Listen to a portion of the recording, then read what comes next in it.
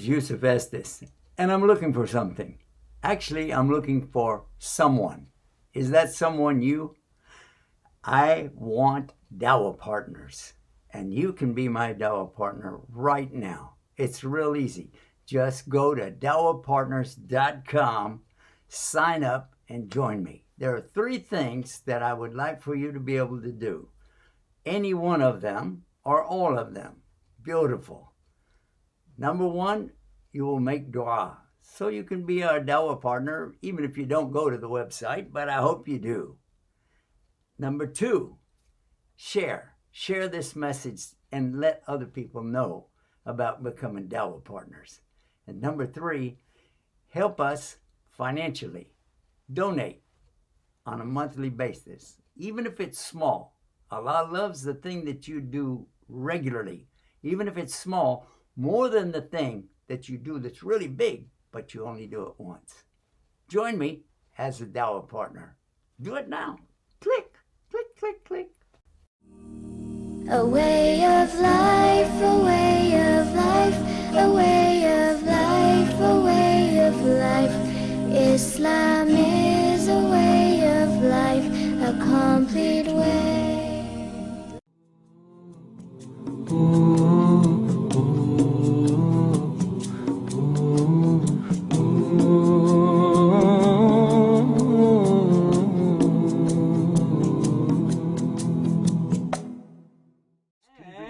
And we're coming to you almost live from our studios right here in Southern California. Our program tonight is going to be a tiny bit different because I hope, inshallah, you're going to be calling in and we'll have a lot of guests. And last night we had one guest, a caller. We had also one guest, yeah. But we did have one caller, and she really was interesting because we learned a lot from her, and I hope, inshallah, we gave her some good answers. And that's what we want to do again tonight. And we've really been talking about this, that our program is called Talk About It. So if you don't call in, then what do we really have to talk about? That makes sense to me. So let's see who we have for our guest tonight. Okay, we have Sister Kim. Sister Kim, salam alaikum. Or maybe not. Sister Kim, we can't hear you. Okay. Well, she's there, but, Sister Kim, we're calling you. I don't know what's the problem.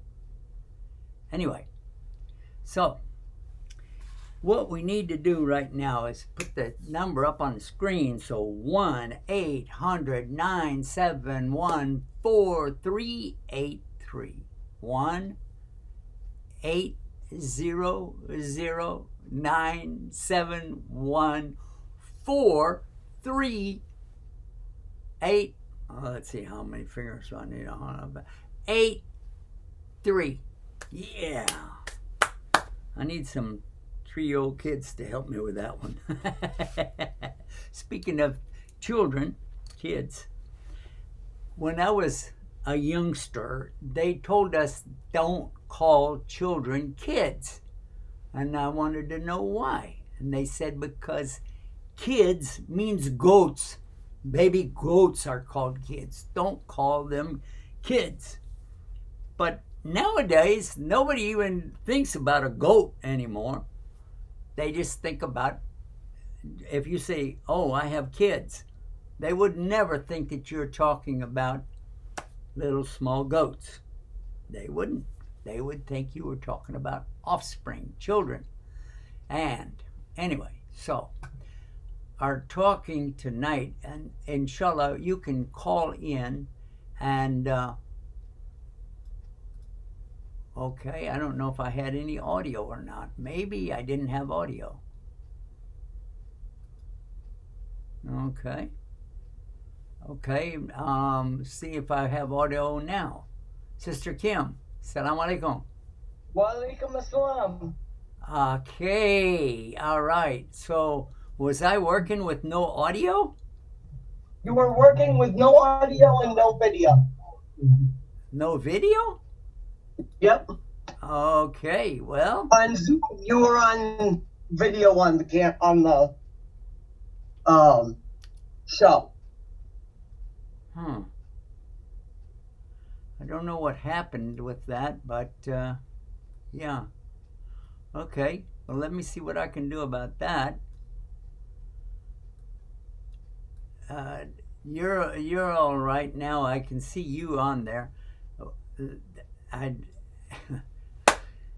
I don't know why this does this to me, but every night I have a different problem with it. And tonight, it indicated to me, all of the screens showed that I had video, audio, everything, and I couldn't figure out why you didn't come in. But anyway, alhamdulillah rabbil alameen.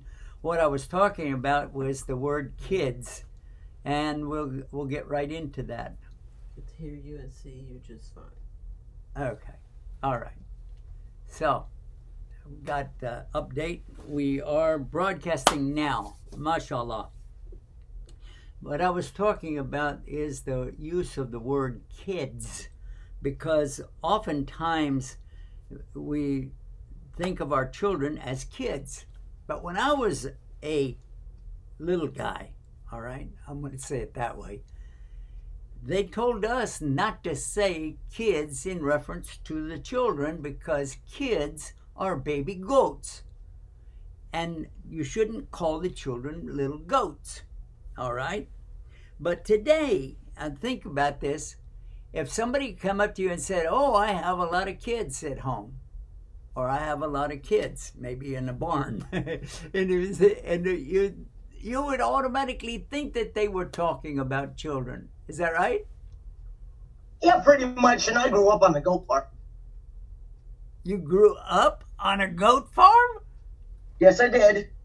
Oh, all right. Well, no accounting for some folks' taste. Anyhow, well, speaking of taste, how did the goats taste? We bred them for milk. And so goat milk tastes wonderful. Oh, you drank goat milk? Yep. Yeah, you said it tastes wonderful. Well, compare it to cow's milk. Richer.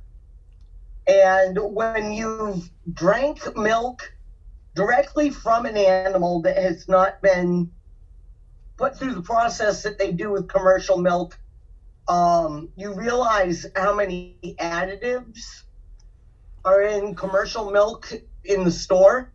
And drinking milk from a store tastes like drinking medicine after drinking fresh milk for years. Ah. Well, now we just learned something else tonight. But, you know, the doctors, we have a doctor's program every Monday and Tuesday, and the doctors are always talking about building up our immune systems to fight off these various diseases, especially the corona thing.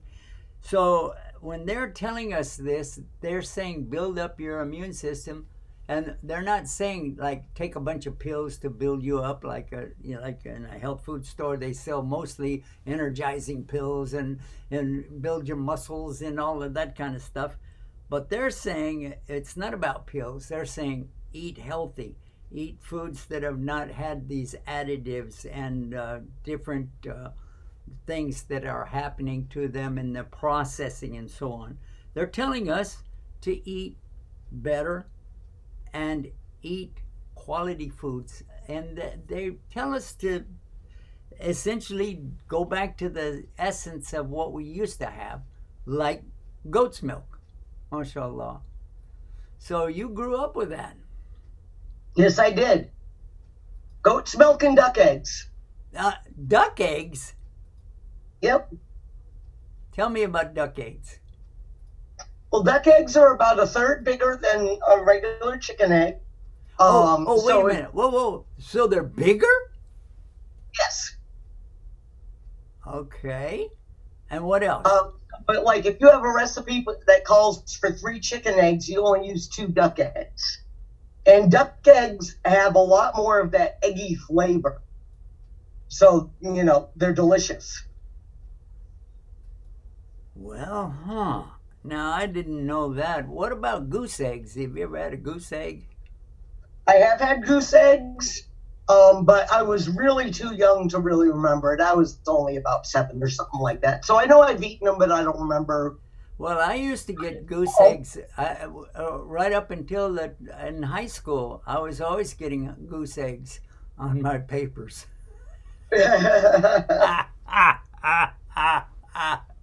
For those of you who don't know what I'm talking about, a goose egg represents a 0, a big 0. Anyway. Anyway, if you guys want to call in, the phone number on the screen, 1-800-971-4383. You can ask any questions. If we don't know the answer, and that's probably likely, we will refer you to ways that you can find the answers and maybe even help you out a little bit. So if you'd like to call in and talk about it, we're happy to take your call. We are standing by and our phones are ready. We are ready to go. And by the way, this is a dummy phone. And yeah. Anyway, so sister, how many nieces and nephews do you have?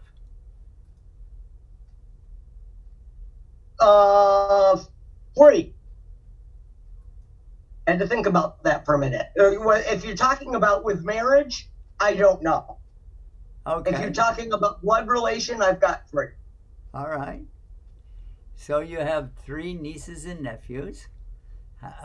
Boys are numbered. The 2 are the boys, or the 2 are the girls? 2 are girls. 1 is a boy. Oh, all right. How old are they? In their 20s. Okay, so they're not kids anymore, are they?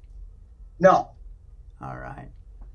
So on our subject, I wanted to talk about the children and the importance of children in Islam. I do think that many of us have forgotten what Islam is teaching us about the children and their rights and the responsibilities. Rights of children are pretty much normal in any house. You don't allow them to go around and do things that are going to hurt them or things that are going to mess up the house, and that is pretty much a normal experience. As they get older into their teens, they want to, branch out and get into more things and break things and do things and bend stuff. And sometimes the children mature a little bit earlier than that. And with my grandchildren, it seems that they get into this mood or mode of going out and just doing amazing things. I was just in the backyard a couple days ago and was trying to straighten up stuff, and I was noticing and looking that we've got a really big tree up there, and there's no branches until you get way up. And one day I had walked back there and I noticed that all of a sudden there's a swing. Where did this swing come from? And it's hanging on 2 real long ropes. And then there's this board in there for a swing. It was a homemade swing. Well, I'm looking at that and I'm thinking, well, did somebody come over and do that for the kids? Or maybe, I don't know, So, subhanAllah. Then I come to realize that nobody had been there except the kids. Well, the children. And I don't think I can get out of the habit of saying kids. But anyway, so I was looking at that and I was thinking, how did they do that? And so I asked them. And they said that they had actually thrown a rope. They tied something onto a rope like a rock or something and threw it over the limb. And I was like, what? Yeah. That's got to be 20 foot up there. How? They said, well, we just, I don't know, threw it over there. Okay, well, that's one. Then we tied it and threw the other one over. Well, how did you tie it? Okay, they tied a knot. They had the rope all the way down, you know, all the way over and all the way down, tie a kind of a knot that would slip, and then pulled it up. And I'm thinking, how in the world did they figure out all of that stuff? And these are children that I don't think at that time that any of them were yet in their teens. So, yeah, what would you think about 4 little girls running around and being able to do stuff like that? MashaAllah, I wish I was that inventive when I was that age. One of them, the second one, she is amazing with her ideas that she wants to do. Then the third one, she's very artistic, amazing with her art. And all of them are into crochet. I don't know what to think about that. Sister, you know about crochet, yeah? Yeah, I crochet a little bit. Okay. Well, these guys are amazing when it comes to anything that they do with their hands. And the little one, very precocious, she knows how to figure things out. And don't think that you can lock a door and put the key up somewhere and that she won't get it, because she can figure that out real quick. These children are amazing, and for the most part, they don't go to a school. They have a school that they belong to, but during this pandemic, they've been pretty much doing everything through their computers. And each one of them has their own laptop computer, and each one of them is able to go online and do all of the things to get connected up and do. And I remember in 1985, before any of them were even born, or actually even my daughter was born that year. Yeah. And I remember we were trying so hard to just get on the what we called CompuServe. At that time, they didn't have what we called internet. But we were just trying, and we would buy a piece of software and put it in, and it didn't work, and we'd go back and stand in line, because everybody was trying to do that. And they would go through this process, and by the way, we never succeeded. I did make it I put 2 computers in the same room and hooked up. We used to have 800 numbers and everything. I was trying to feed this together, and what we take for granted today, which is email. And I wanted to do that so bad. 1985, and now at this time, little kids will come in and say, Dad, you got an email. Grandpa, I'm going to send you an email. I'm going to send you this, send you a message. And then they can do it on the phones as well as on their computers. And I think that's pretty much all kids today, isn't it? As far as I know, I've seen kids of all ages. I've seen 2-year-olds that work an iPhone. 2? Yes. 2 years old are able to work an iPhone. Yes. Oh my goodness. I remember now in the 1970s, when people were first really talking about computers, and it was like, oh, this guy, he knows about a computer. And I was relating to that and comparing to the children today of the grown-ups of that time. They would look at you and you can work on a computer? You've actually touched one before? How did they work? Oh. Do you remember your first experience with a computer, sister? Oh, yes. When I was 7 years old, we had a Commodore 64, and I learned how to program it, and I could make my own games, and I could make it play music, and my parents never figured it out. You said Commodore. Yes. That was the Commodore was my fifth or sixth computer that we got. I started when Apple didn't even have all of this iOS and stuff. Apple had Apple and Apple Plus. Yeah. And then we got the Apple, what was after Apple Plus? The Apple II, I think. Yeah, Apple Plus, Apple 2, then anyway. Apple IIe. Yeah, that's the one we had, the Apple IIe. And I thought that was the end of the experience of computers. This is amazing. We can have a computer just sits on one desk.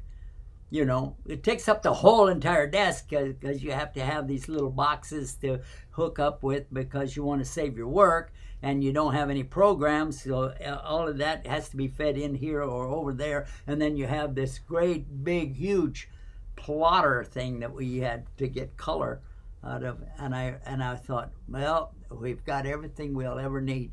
And I remember that was... that at that time we had 64K of memory. Today our children are talking about not gigs anymore. They're talking about terabytes of memory, which is millions and millions and millions of the K. Not 64K, not 640K. Oh, and 640K. When they came out with 640K, I said, oh my goodness, because K means 1,000.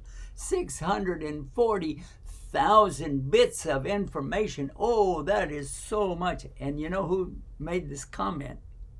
It was Bill Gates. He said, that's all anybody will ever need. The 640K memory is it. And today, yep, I just saw something online where someone had posted an older compact computer, and it was, the ad was from like 1993 or something like that, and it said the only computer you'll ever need.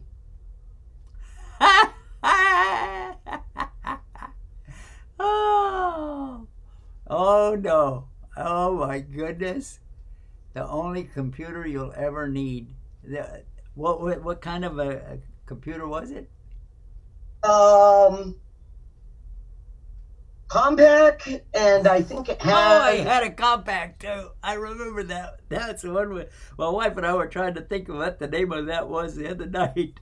Oh, we had a compact computer. And it was so compact you could almost pick it up with one hand, but you needed to, and you could walk with it. Look at, I'm portable. Look, I'm carrying this. Today, you got more stuff in this phone than you had in 100 of those computers. Yep. But I don't want to lose sight of the fact that our children still need the nurture.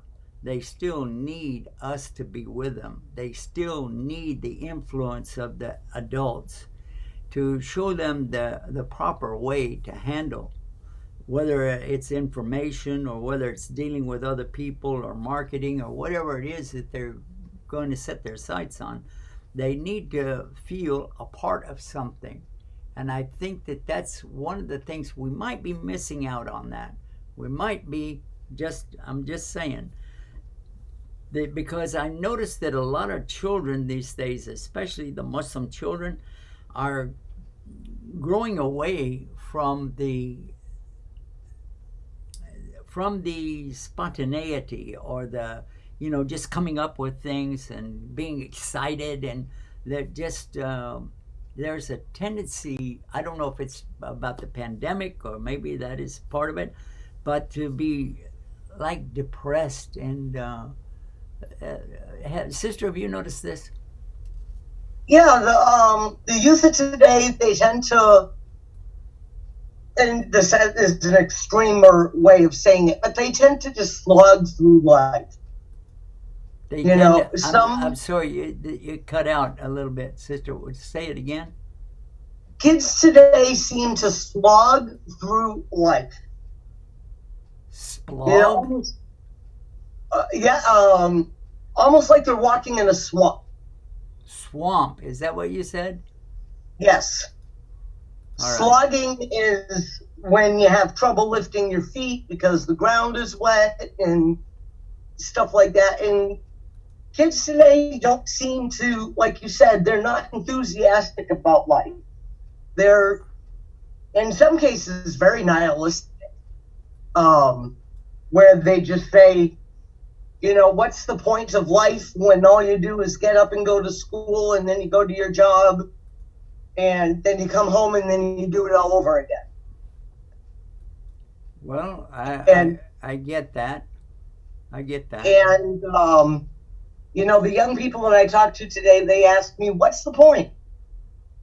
Why am I doing this day after day? And I'm going to be doing it for 50 years at least. And, you know, then I get to retire for what? So I can sit around and watch TV more? They don't seem to have a purpose in life. Well, what would you suggest that we start out doing with them? Well, the first thing that I would suggest is get your nose out of the screen and start interacting with people. How did you know I was watching the screen? Well, I have to because that's what I'm doing right now. Yeah. Well,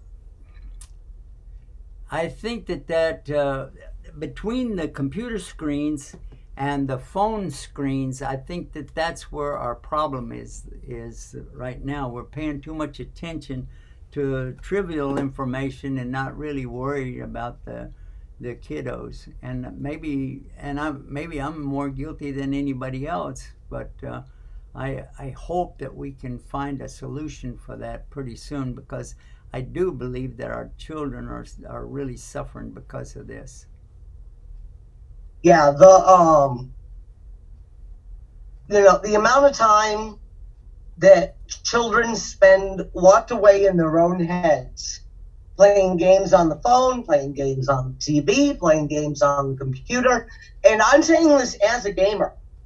You know, I spend a lot of time playing video games. But I also make time to read. I make time for the Quran.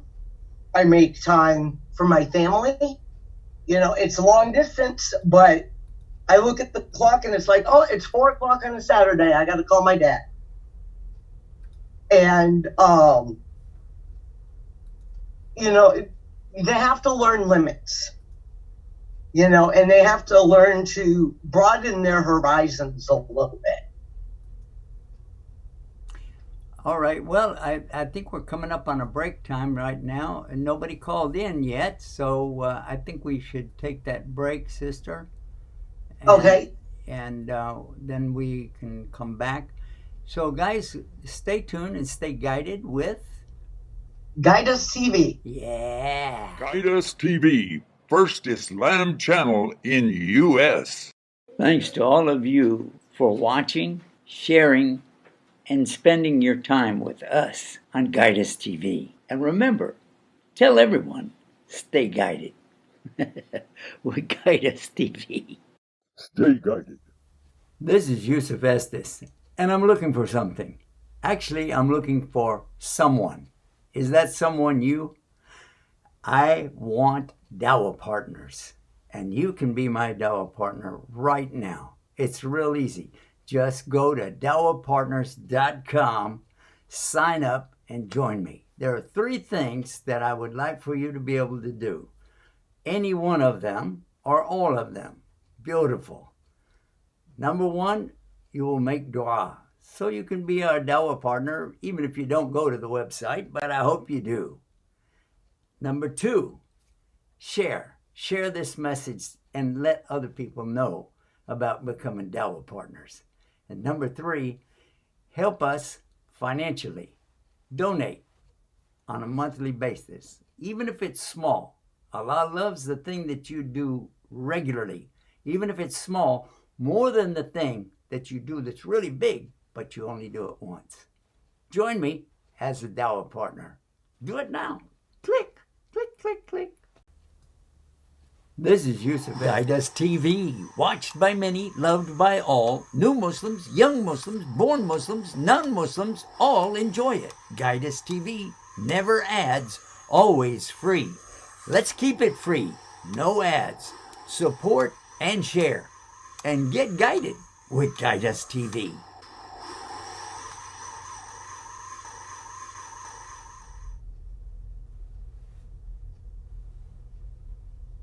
And we're back, and I hope you were just watching that and you got to hear about donateislam.com.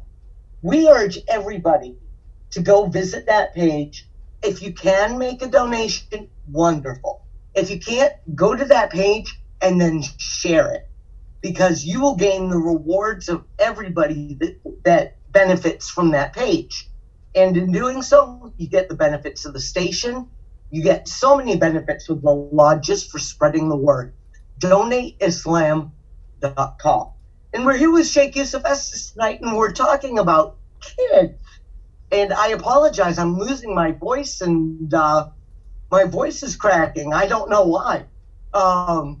So we're talking about kids tonight. What does the Quran say about children? We know that men and women get their rights in the Quran. Do children get rights in the Quran as well? Well, thank you for that good question. Actually, that is an important part of being a Muslim, is to know how much we have responsibilities to everybody. As a Muslim, we have the responsibility, first of all, to our Lord and to Almighty Allah. Then, after that, we have the responsibility to our own bodies, to take care of ourselves, because we have been entrusted with this body and we must take care of it. Then after that is our parents. And our parents, we put them first above everything else, because the Prophet ﷺ was asked this question: after Allah and His Messenger, who has the most rights on my time? And he responded, your mother, your mother, your mother, and then your father. Because the person, every time he would say your mother, and he said, oh, then who? He said your mother, and then your mother, and then your father. So we realize the parents have the biggest rights, but it doesn't mean they have the only rights. Spouses have rights as well. Now, in the Quran, when we're talking about this rights in general, but I'll come to the children just in a minute, but in the Quran, you can read this, and when it's telling you in chapter 4, verse 35, chapter 4, Surah An-Nisa, the women, and you find in verse 35, it says, Rajulan. Now, Rajul means males, not just mankind, but it particularly means men, and it said men have a power from Allah, a kawi, or power from Allah, and it is given them now the responsibility of caring for their spouses, for their wives. But it doesn't say it like that. It says the Rajulin have a responsibility for an-nisa, which means women in general. It didn't say the believing women, because the Quran does use that term, believing women, Muslim women. It just says that real crystal clear. There's a word in Arabic, Muslim, and then Muslimah. And then a Muslimah is still one word, but it means Muslim women, or a Muslim woman. So Allah could have said it like that, but He didn't. He said an-nisa. Why? Because every single woman should have someone looking out for her best interest. And as a woman, I'm going to ask you just straight up, and we've never had this conversation, we didn't practice this or anything like that, but straight up, if you had somebody in your life, a man, to do the things men are supposed to do, like open doors for you and look out for your best interest, protect you from any kind of insults or aggression, and go out and earn the bread for the family, bring in the groceries and take care of stuff, take care of the outside stuff. Is that appealing to you or no? That's a tough question because, as you know, I've been married twice. I'm divorced once and widowed once. And my entire life, up until my husband passed away, I always lived with someone, was married. I either had roommates, or I was married, or I was a mom, or there was always people in my house. And over the time since my husband passed away, it's the first time ever that I have only been responsible for myself. And I love it. I have to admit, I absolutely love it.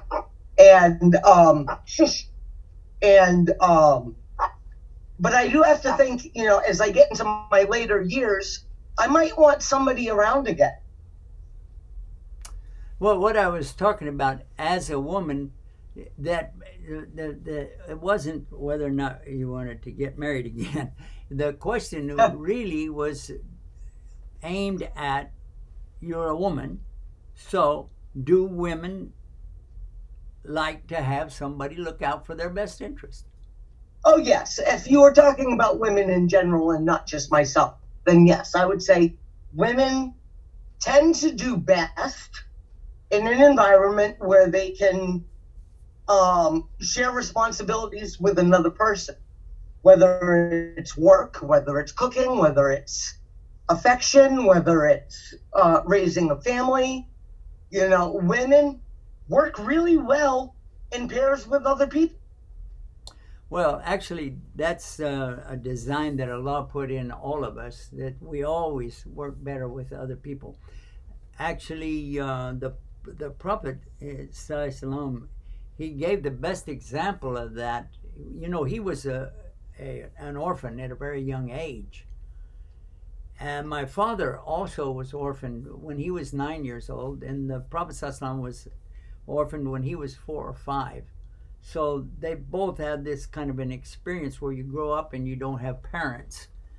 So whenever you do get older, then it's going to be largely dependent on the kind of environment you grew up in, so that you know how to handle things. And the Prophet ﷺ, in spite of the fact that he was an orphan, he still gave the best examples, the way he cared for his wives, the way he looked out for their best interests, and then for his children. Now, he didn't have any boys that survived beyond being toddlers. So, but his daughters did. They survived. And in those days, you got to keep in mind, this is 1,400 years ago. So there were a lot of complications at birth that we now know how to handle those things. And we have the equipment and the people that know. But in those days, they didn't have. But anyway, so this idea of taking care of our kids, now we'll come to this. Our Prophet ﷺ was our example, as I already mentioned. And he had servants that were, I don't want to use the word slave, because here in America, a slave, that mentality shows, okay, that this person stand over with a whip and beating him and everything like that. But there was a boy that was like an orphan boy that was given to the Prophet ﷺ by his wife. And then he was supposed to, ask the boy to do things and straighten him out if he got out of line and so on. But actually, later years, after the Prophet passed away, ﷺ, this person said very crystal clear, he said that all of the years that he served the Prophet, ﷺ, he said he never even raised his voice to me. Not even his hand, but not even raised his voice to him. Never scolded him, never put him in a corner. He said, and like all of people, we all make mistakes, but no, that was really beautiful, I think. So that's one example of how you treat children. And another example that we find is when the Prophet ﷺ was leading the prayers. And as Muslims, we go down on the ground and we put our head on the ground. Now, in the Catholic Church, the Pope can do this. Some of the bishops do that. And occasionally, one of the priests will do this in a special event. And then everybody else will be praying behind them. But they are on their knees on like a bench. And then they kind of put their head down on the pew ahead of them. But all the Muslims, we put our head right down on the ground and we don't raise it up until we hear the next takbir, which is Allahu Akbar, then we get up. Well, one time when they were down on the ground, their heads are all on the ground, the Prophet ﷺ, he didn't get up. He didn't get up. He didn't get up. And so some people were like, so what's going on? What's going on? And finally one turned his eye enough that he could see, turned his head, and lifted up his eyes so he could see. And he saw the children playing on top of the Prophet ﷺ's head and back. And they were riding him like a horse and everything. And then the Prophet ﷺ afterwards, he mentioned that the only reason I got up when I did is because I didn't want all of the people behind me to become frustrated. So yeah, that is, imagine that you're on the ground and the children decide to ride you like a donkey or a horse or that, you're like, what the heck is this all about? So yeah, I've seen videos of very, very patient men with their children, and they're praying, and the kids are climbing all over them like jungle gyms. And I saw one with a father who was reciting a surah to himself at the beginning of the prayer, and he held up one elbow so that his son could hang from it while keeping his hands folded across his chest. He just held out one elbow and his little 3-year-old boy hanging on it as he's reciting the surah.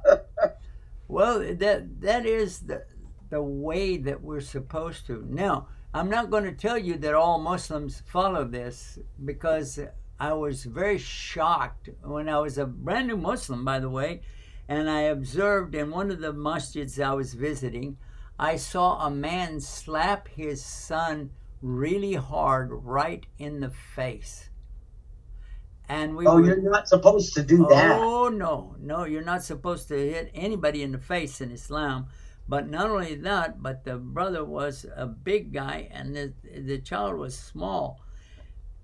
And I'm not going to tell you where he's from. I'm not trying to make a problem out of that. But the man I think he had some other issues, because whenever a person does that, I observed this in a store one time.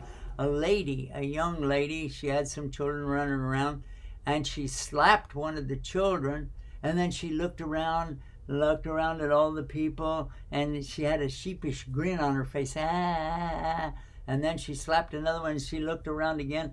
And then I realized that this is probably somebody who also got slapped around when she was a child.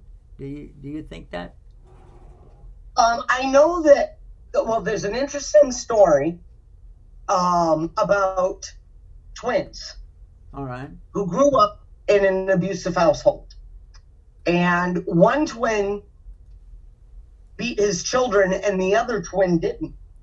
And so someone said to the twin that beat his children, he said, "Why did you beat your children?"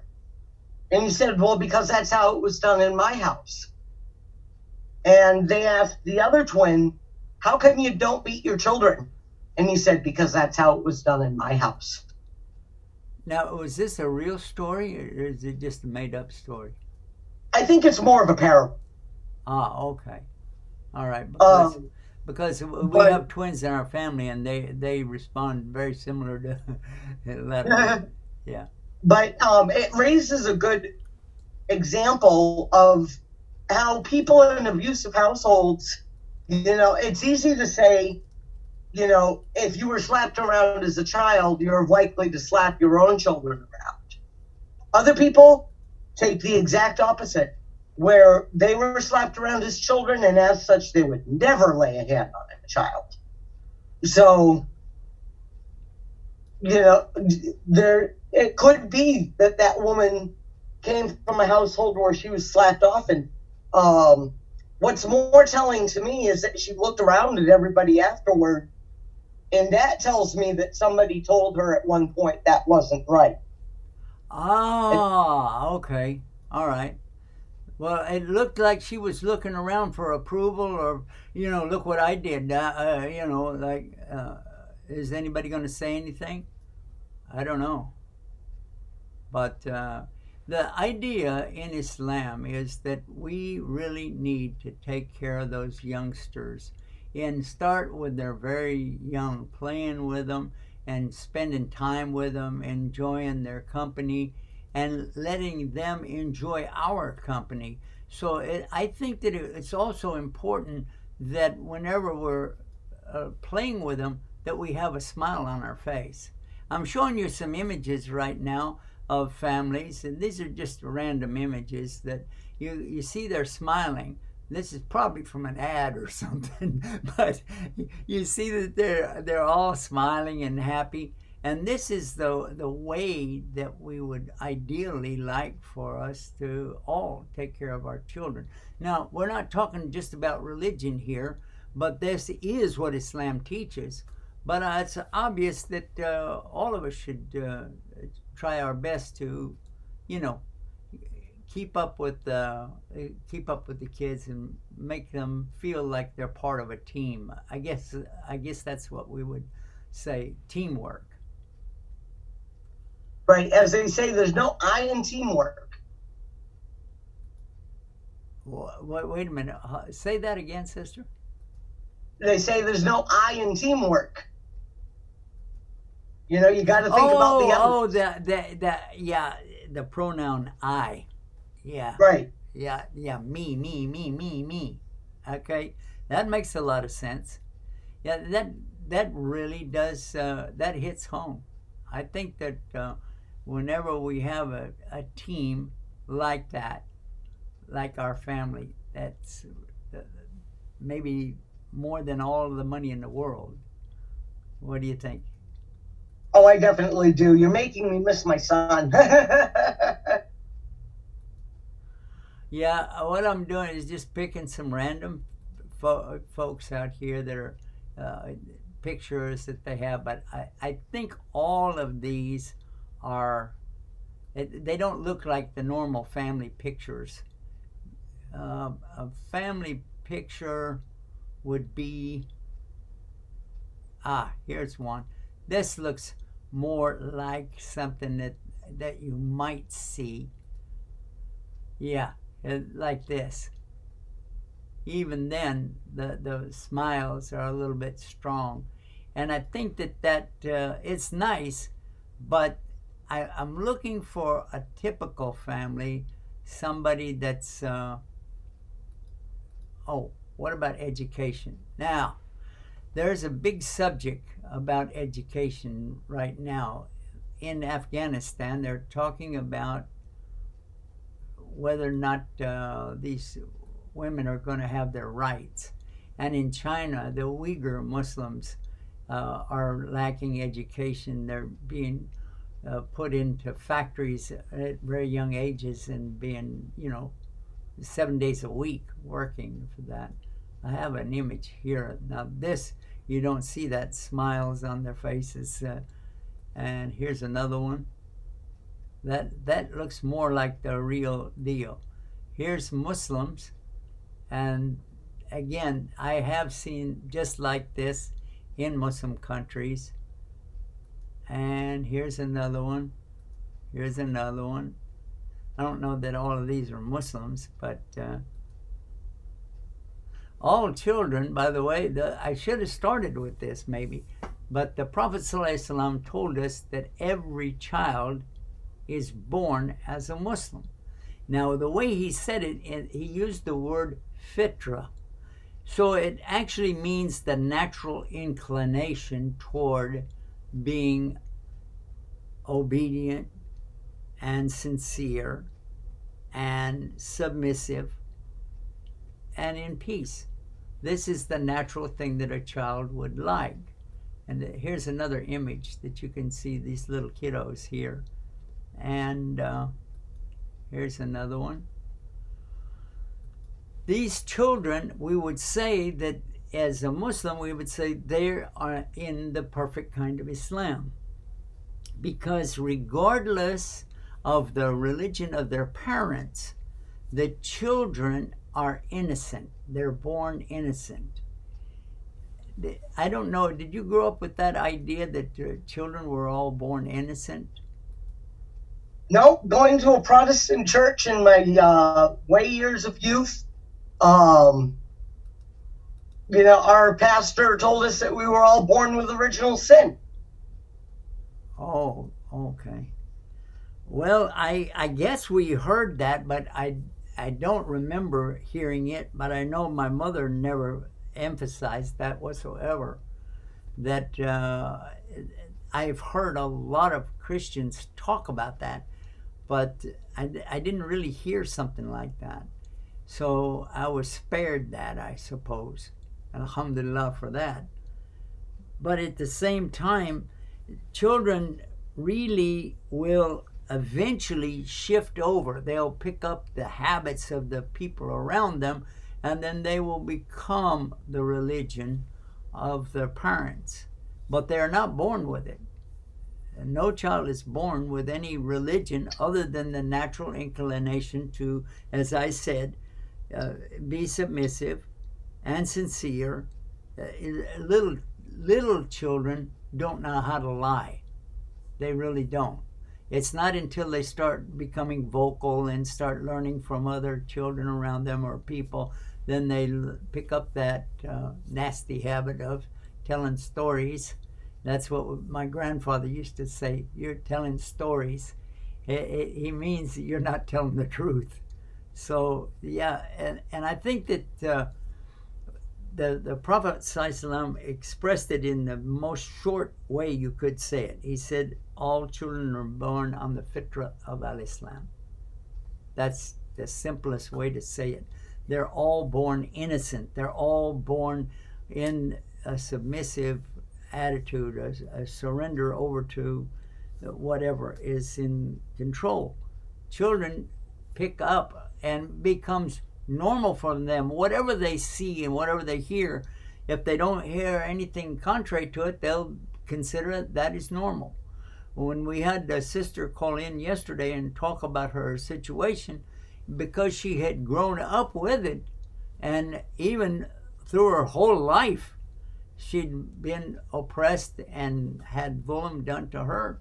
So after the people are passed away or they're gone, she still feels it. Why? Well, yeah, because that's the steady habit that she's had all of her life.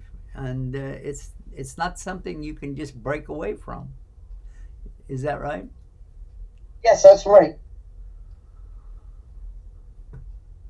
So another thing about the children, when we are talking about this, the Prophet ﷺ, he told us that any child who dies, regardless of the religion of the parents, a child dies, they will go straight to heaven. Any child who dies will go straight to heaven. So whenever a child is born, if they have defects or something's wrong with them and they pass away at an early age or maybe within days of being born, don't fret yourself about where they are. It's only your own loss that you have really to deal with, because the child has lost nothing. They're in paradise. And the Prophet ﷺ, he told us that these children go to paradise, and that only makes sense. But why would a child be asked, what did you do in your life? And they didn't do anything, you know. And why would they be held accountable for anything? They didn't know anything. A little child, even up to 2 or 3 years old, maybe even 5 years old, I don't know. But these children go to paradise.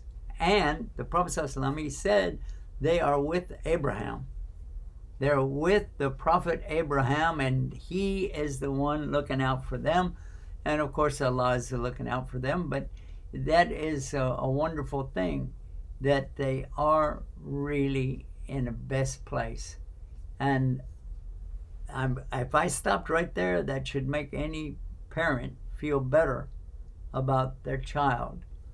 But guess what? That's not where the Prophet ﷺ stopped.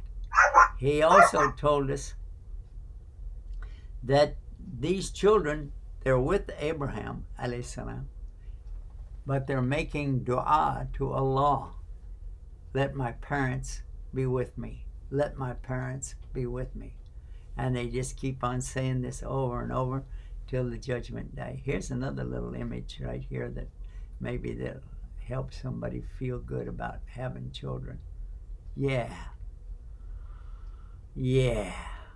Children are innocent. They're born innocent, and they stay innocent until somebody changes them.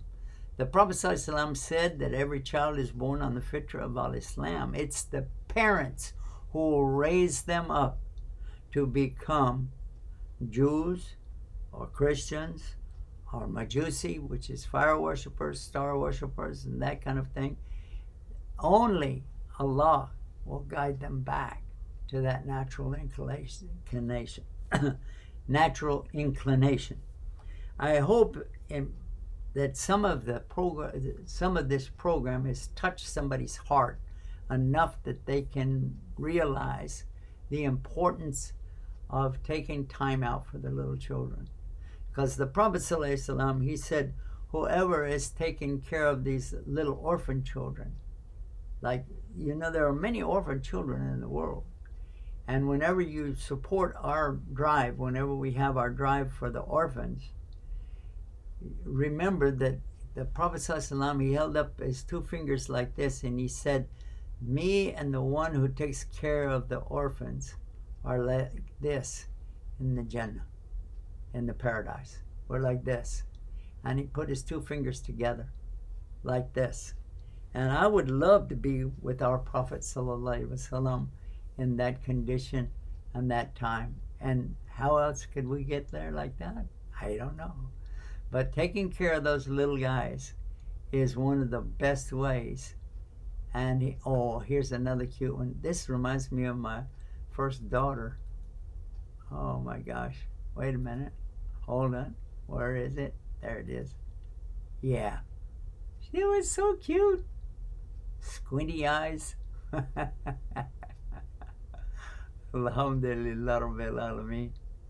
So if anybody is having an issue like, I don't think that it's the best time for us to have a child, and so a married couple might think that, well, let's wait.